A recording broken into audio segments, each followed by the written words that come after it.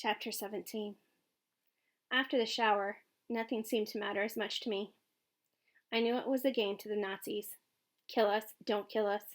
To them it didn't really matter, but even so, I was glad I had made it through. I had been ready to die, but when water came out of those showers, not gas, it was like I was born again. I had survived. I would keep surviving. I was alive. The Nazis lined us up, still naked and shivering. First, they shaved our heads. With our hair gone, we all looked alike, young and old.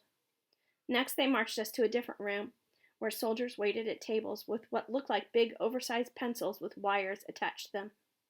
As we worked our way toward them, person after person, I could hear screams of pain ahead of us.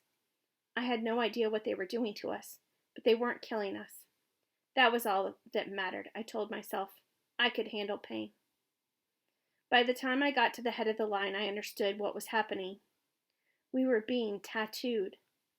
I watched ahead as the man ahead of me had letters and numbers carved into his skin in black ink with an electric needle.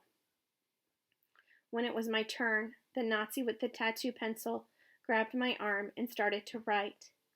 The pain was awful as he dragged the vibrating needle over my skin, but I knew better than to cry out or beg him to stop. Besides, nothing could be worse than what had already happened to me. I had been in a gas chamber.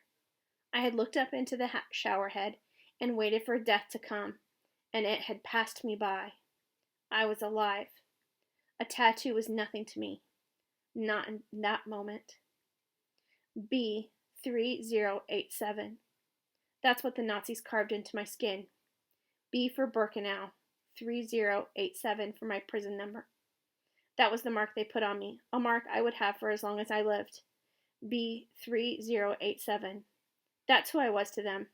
Not Janek Gruner, son of Oscar and Mina. Not Janek Gruner of 20 Krakusa Street, Podsgrove, Krakow. Not Janek Gruner, who loved books and science and American movies. I was Prisoner B-3087. But I was alive. After the room where we were tattooed, we were taken to another room with a huge pile of old, used prisoner uniforms and told to find something that fit. Soldiers made us run, beating us with clubs if we took too long to find new pants and a shirt, so we took whatever we could as fast as we could. I ended up with pants that were too short and a shirt that was too big, but I was lucky to get a pair of wooden shoes that fit. That was important.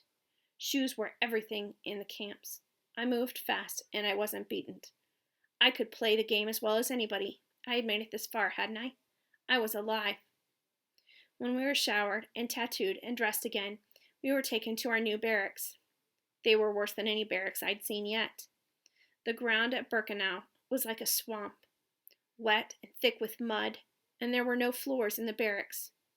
There was no heat or electric light either. The bunks weren't beds, but shelves, stacked 3 tall on top of one another, and they stuffed us in again as they had on the trains. There were no mattresses, no pillows, no blankets, just old wet straw when there was anything at all. There were so many of us that we could only lie one direction, or we couldn't lie down at all. It didn't matter. I was alive. I couldn't help thinking it over and over again. I felt something in my feet, deep inside the shelf, and I reached down to get it. It was a scrap of colorful cloth, a bandana or handkerchief, probably left there by one of the gypsies who'd slept in these bunks before us. I tucked the scrap up under my head, hoping to use it as a bit of a pillow against my ear, but there was something hard in it. I unknotted the cloth and found an object hidden inside, a little wooden horse.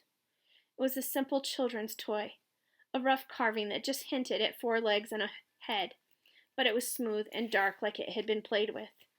Some gypsy boy or girl had loved this horse, had somehow kept it with them always right up until the very end. Had they known they were going to die? Had they left their little horse behind so it wouldn't die with them? So some part of them might survive and be remembered? We have a boy who is 13 today, a man on my shelf said. I raised my head, as did 1 or 2 others. Who will stand with him? No one stirred. Are there not 10 men here who would make a minyan with us? Be quiet, someone told him. Go to sleep. How can you care about such things in a place like this? Someone else asked. It is even more important here and now, the man said. Someone scoffed. Tomorrow he will be dead. We all will. None of it matters anymore. I was tired and starving, and my arm burned from the tattoo. But suddenly I thought standing in a minyan for someone's bar mitzvah was the most important thing in the world, worth losing sleep over, worth being punished or killed. I'll do it, I said. The men around me were quiet for a minute after I spoke, and then someone else said yes, and another, and another. When there were 10 of us, we climbed down onto the muddy floor, and there the man who had first spoken began to pray. More men came down then, more than 10, until we filled the whole ground.